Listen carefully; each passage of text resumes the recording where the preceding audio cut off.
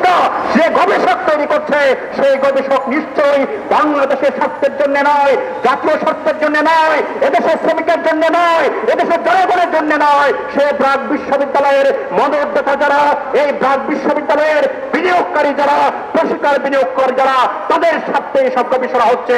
সংগ্রামী সাথী বন্ধুগণ, জাতীয় ছাত্রদল বলছে এই দেশের জনগণের তার কল্যাণার্থে এই দেশের জাতীয় স্বার্থের উপযোগী করে জনগণ মুখে একটি সার্বজনীন বিজ্ঞান ভিত্তিক শিক্ষা ব্যবস্থা। আজকে আমাদের শ্রমিকের সন্তান, গরিব মানুষের সন্তান, তার টাকা পয়সা না থাকার কারণে তার সন্তানদেরকে স্কুল কলেজ বিশ্ববিদ্যালয়ে পাঠাতে পারেন না। পাঠান কোথায়? সেই এতিমখানায় পাঠান, সেই মাদ্রাসায় পাঠান। আজকে আমাদের সন্তানরা সেই শিক্ষার সুযোগের অভাবে এতিমখানায় গিয়ে, মাদ্রাসায় গিয়ে তাদের যে উজ্জ্বল মেধার, সেই উজ্জ্বল মেধা আজকে সামন্ত শিক্ষার দিকে, কুসংস্কার শিক্ষার দিকে ধাবিত হচ্ছে। সেই ধারাবাহিকতায় বাংলাদেশে আজকে একটি অনগ্রসর পশ্চাদমুখী চিন্তার ক্ষেত্র তৈরি হয়েছে। সংগ্রামী সাথী বন্ধুগণ, এই যে পশ্চাদমুখী চিন্তার এই যে মানুষ ক্ষেত্র তৈরি করা হচ্ছে, এই ভাববাদী দর্শনের আজকে যে উস্কানি প্রদান করা হচ্ছে, এর পিছনের মদতদাতা হচ্ছে সেই বিনয় বাদল দীনেশরা, যার বিরুদ্ধে লড়াই করে আত্মাহুতি দিয়েছিলেন, চিকিৎসা জীবন, চিকিৎসকের জীবন বিসর্জন দিয়ে একটি স্বাধীন ভারতবর্ষের জন্য লড়াই করেছিলেন। সেই পাকিস্তান আমলের শহীদ আসাদ তার জীবন দিয়ে একটি সাম্রাজ্যবাদ মুক্ত পাকিস্তানের আশা করেছিলেন।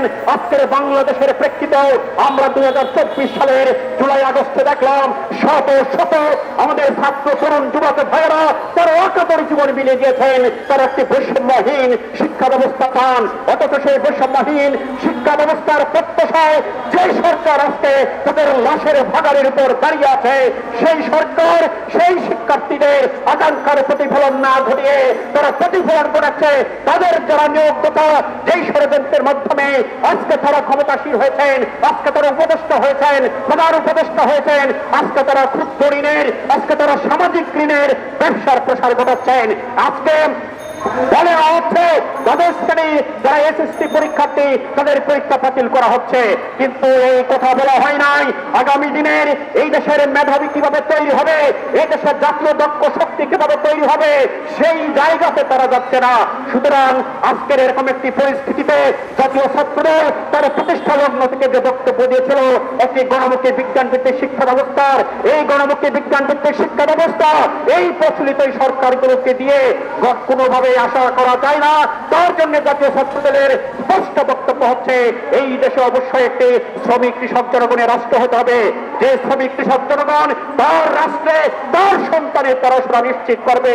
আজকে সেই লক্ষ্যে জাতীয় ছাত্রদলের সংগ্রাম শুধু তার নিছক ছাত্রদের সংগ্রাম নয়, এই জাতীয় ছাত্রদলের সংগ্রাম আজকে কৃষকের সংগ্রাম, শ্রমিকের সংগ্রাম, গণমানুষের সংগ্রাম, আজকে সমস্ত সাম্রাজ্যবাদ বিরোধী মানুষের সংগ্রাম, সামন্তবাদ বিরোধী মানুষের সংগ্রাম তাকে এক অভিন্ন শক্তি হিসেবে অগ্রসর হচ্ছে।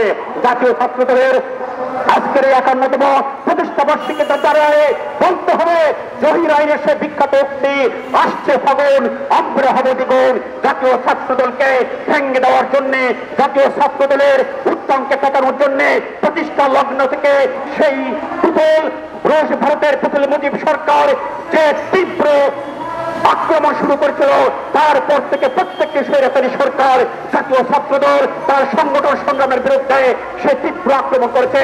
এই স্বৈরাচারী আক্রমণের মধ্যেও জাতীয় ছাত্রদল এখনো পর্যন্ত তার অস্তিত্ব টিকে রেখেছে।